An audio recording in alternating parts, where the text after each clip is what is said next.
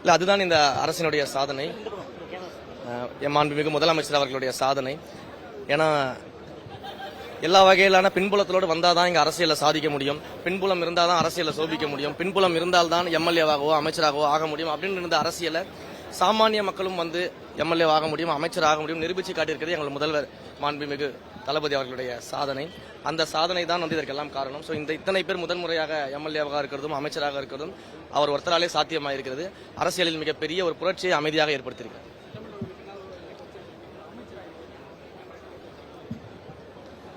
ஏற்கனவே சட்டமன்ற உறுப்பினராக வெற்றி பெற்ற போது நான் சொன்னேன், என்னுடைய தொகுதிகளுக்கு அடிப்படையில் என்னென்ன தேவைகள் இருக்கின்றதை லிஸ்ட் அவுட் பண்ணி சொல்லியிருந்தேன். அது எல்லாமே செய்ய போறோம் அப்படின்னு சொல்லியிருந்தேன். இப்பொழுது அமைச்சராக பொறுப்பேற்ற பிறகு முதலில் அந்த துறையினுடைய அனைத்து பிரச்சனைகள் என்ன இருக்குது, இன்னும் வந்து அந்த துறையில் நிறைவேற்றப்பட வேண்டிய திட்டங்கள் என்ன இருக்குது, தொலைநோக்கு பார்வையோட மக்களுக்கு தேவையான திட்டங்கள் என்ன நிறைவேற்ற வேண்டும் என்பதெல்லாம் ஆராய்ந்து முழுமையாக அது மக்களுக்கான ஒரு நலன் செய்யக்கூடிய ஒரு துறையாக அந்த துறையை மாற்றுவதற்கான வேலையில் ஈடுபடுவோம். நிச்சயமாக இதற்கு முன்பு இருந்த அரசியல்வாதி போலவோ இதற்கு முன்பு இருந்த அமைச்சர்கள் போலவோ ஒரு காலம் மக்கள் விரோதமாக செயல்பட மாட்டோம், மக்களுக்காக செயல்படும் ஒரு அரசாக இருக்கும். யங்ஸ்டர்ஸ்க்கெல்லாம் வாக்களிச்சிருக்கோன்னு மக்கள் ஒரு திருப்தியா இந்த ஆட்சியை கொண்டு வந்தாங்க. ஒரு எம்எல்ஏவா இருந்து இன்னைக்கு அமைச்சராக இருக்கீங்க. தமிழ்நாட்டு மக்களுக்கு என்ன சொல்ல விரும்புறீங்க? ஒரு யங் அமைச்சராக இருந்து மிகப்பெரிய ஒரு நம்பிக்கையோடு எங்களுக்கெல்லாம் வாக்களிச்சிருக்கிறாங்க, யங்ஸ்டர்ஸ்க்கு வாக்களிச்சிருக்கிறாங்க. அப்போ மக்கள் மிகப்பெரிய ஒரு மாற்றத்தை நோக்கி இதுவரைக்கும் வந்து முதியோர் இல்லங்களாக இருந்த சட்டமன்றத்தை இன்று இளையோர் இல்லமாக மாற்றிருக்கிறாங்க. அப்படின்னா நிச்சயமாக இளைய சமுதாயம் மட்டுமல்ல, அனைத்து சமுதாயத்திற்காகவும் அனைத்து மக்களுக்காகவும் அனைவருக்காகவும் எந்தவித பாகுபாடும் இல்லாமல் நேர்மையாக உழைக்கக்கூடிய ஒரு அரசாங்கமாக என்னுடைய அரசாங்கத்தை அமைக்கும். புதிய எம்எல்ஏ, புதிய அமைச்சர், இதுவரைக்கும் கனவில் நினைத்து பார்க்காதது இன்னைக்கு உங்களுக்கு நிஜமா இருக்கும்ல. உங்களுடைய தனிப்பட்ட மனசு இன்னைக்கு எப்படி இருக்கு? எவ்வளவு மகிழ்ச்சியாக உணர்றீங்க? எல்லாம் என்ன சொல்றாங்க? உங்களுடைய வாழ்க்கை பயணத்துல இன்று எப்படி இருக்கு? என்னுடைய வாழ்க்கை பயணத்தில் மிகப்பெரிய ஒரு மைல்கல்லாக நான் இதை பார்க்கிறேன். 31 வயதுல வந்து எம்எல்ஏவாக்கி என்னை அமைச்சராக்கி இந்த இடத்துல நிறுத்தி இருக்கக்கூடிய அத்தனை பெருமையும் மாண்புமிகு முதலமைச்சர் தளபதி அவர்களுக்கும் மக்களுக்கும் தான் சாரும்.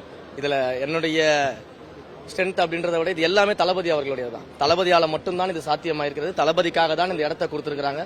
தளபதி ஒருவரால மட்டும்தான் இது சாத்தியமாகுன்றதை மக்கள் நம்பி இருக்கிறாங்க.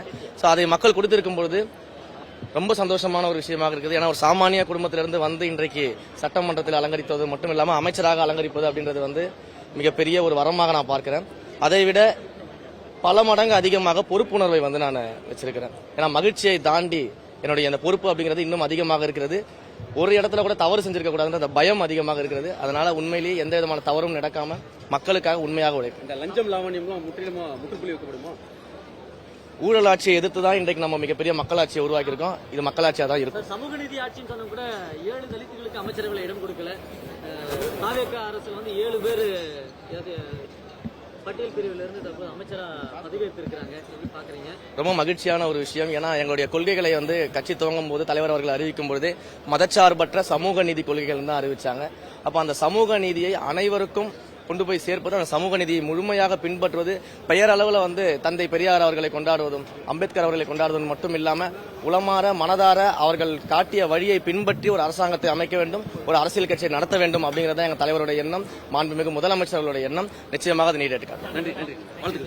பிளே ஸ்டோர் மற்றும் ஆப் ஸ்டோரில் இருந்து பாலிமர் செயலியை QR கோடு மூலம் பதிவிறக்கம் செய்யுங்கள். செய்திகளை உடனுக்குடன் பெறுங்கள்.